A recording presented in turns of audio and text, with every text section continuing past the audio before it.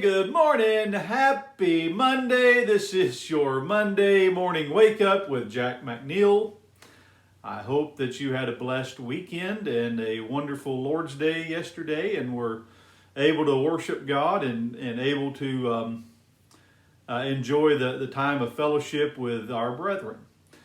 Today, I want to encourage you, of course, to continue in the rest of this week to be a Christian all the time.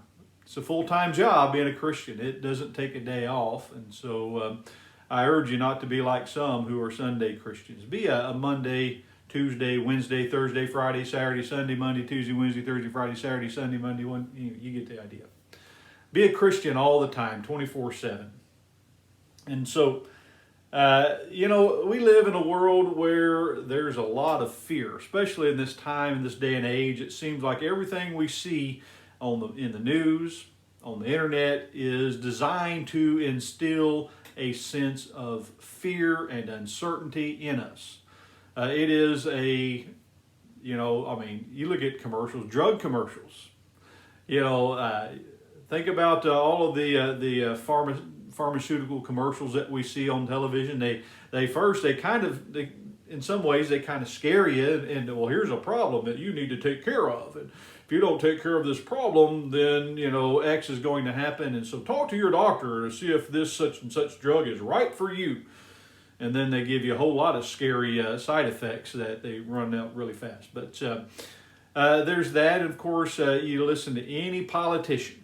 I don't care which side of the aisle they sit on, they use fear as a tactic. Do you want to lose? If you're not careful, you will lose your such and such amendment rights, one way or the other.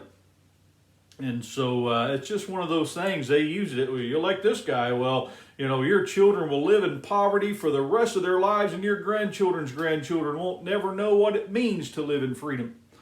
Or you elect this person, and the world is going to burn up in 12 years, and we're all going to die.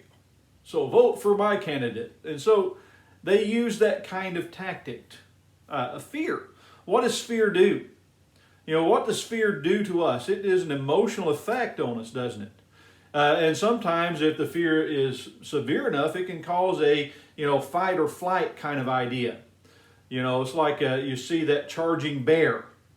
You get that sudden sense of fear. You're either going to fight or you're going to fly. You're going to run away. That's your first instinct. And so, you look at our cities now. You look at the things that are going on with the rioting and the burning. They have instilled a sense of fear into the populace. And out of this sense of fear, that section of the populace is acting out in their fear, and they're turning it into rage. And they are, burning cities to the ground because of this. And so that is the danger of fear as a tactic. And so, the Bible talks about fear, and Christians, we could certainly, understandably, be afraid of certain things that are going on in the world today.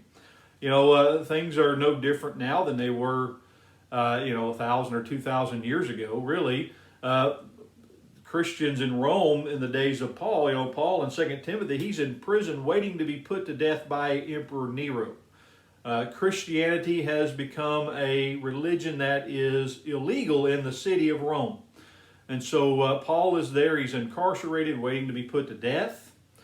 He is called for Timothy to come to him. And think about that. Timothy is a faithful gospel preacher.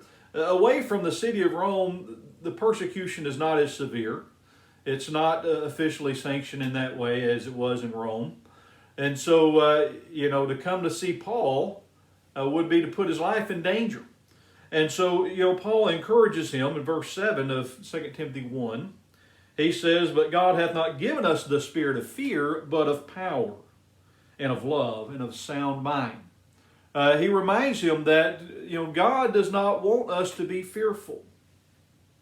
Fear in some ways, fear of doing God's will, for instance, or fear that bad things are going to happen to me because I do God's will, That could be seen really as a symptom of a lack of trust in God and a lack of full-grown faith and love.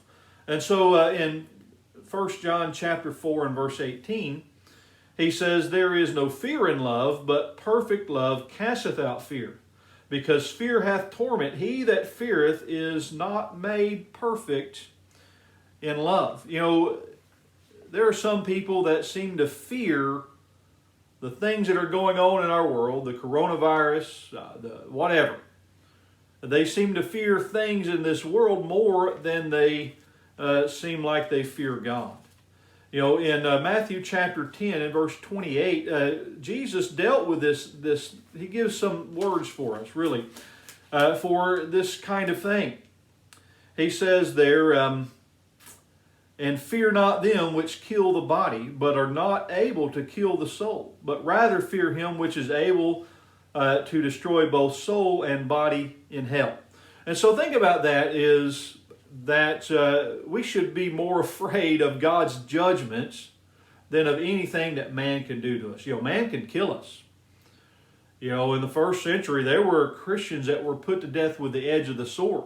They were given a choice to renounce Christ and to worship Caesar as a god, or be put to death. And sometimes in horrific ways, not just with a sword, sometimes torn apart by lions, sometimes burned at the stake, sometimes crucified. They faced all kinds of terrible adversity, but the worst thing that could be done to them is their body to be killed. And if I am a faithful Christian and I am killed, guess what?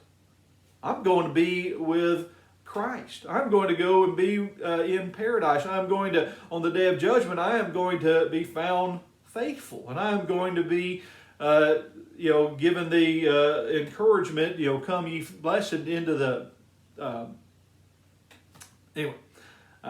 into the joy of the Lord." That's what I was trying to say. And so, though if one is fearful, that again can be a lack of faith. I mean, there's a certain amount of fear that certainly, we feel afraid, we feel fear, and it's a healthy and natural thing. It breeds caution. And so, if I'm afraid, when I use a table saw a lot, and if you've seen me, I've got lots of little cuts and scrapes. I'm deadly afraid of that table saw. And I'm pretty clumsy with a knife, but boy, a table saw has the potential to really do some damage. I know lots of woodworkers that are, have not all their digits in place, and so it's a reasonable fear, and so it breeds caution. I'm very cautious around that spinning blade. I should be more cautious around knives as well, but that's another story. My wife can tell you more about that. But Revelation 21 verse 8, it says, "But the fearful and the unbelieving and the abominable and murderers and whoremongers and sorcerers and idolaters and all liars shall have their part in the lake which burneth with fire and brimstone, which is the second death." Notice he lists fearful among those others. Now, again, it's not the being fearful in that I am afraid. What does a brave person do? Bravery is not the absence of fear. Bravery or courage is doing what's right, doing what is needed to be done, even in the face of fear. And so it's what you do with your fear. If your fear causes you to inaction, causes you to unfaithful, then you are fearful, and that's what he is describing in Revelation 21 and verse 8. And so the thing with fear, and I want us to make this very clear, that fear does not have to be crippling. You see, fear can be fortifying. If I am afraid of my life, if I am fearful of my life, I'm going to be cautious. Now, if I have the kind of courage that God wants us to have, that God requires us to have, I am going to face those fears. You've heard some of the acronyms, maybe, fear, false expectations. I don't even remember what that was. Appearing real, false expectations appearing real.